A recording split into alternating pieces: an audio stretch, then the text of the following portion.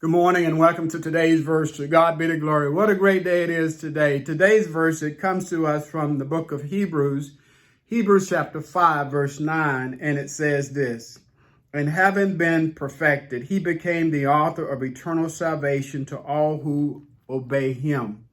This verse, it speaks to Jesus as our great high priest, and the previous verses that came before it.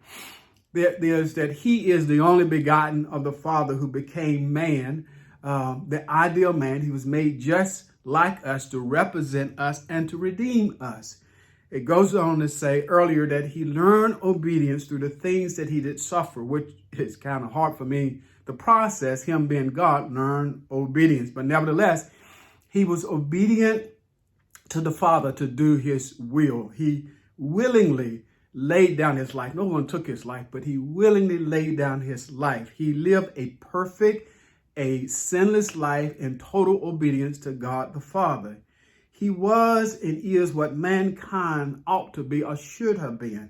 As the Son of Man, the ideal man, the perfect man, that he alone became the only acceptable representative of all mankind to satisfy our sin debt once and for all. And so we can be covered by his perfect righteousness that was earned through living a perfect life as a perfect man without sin.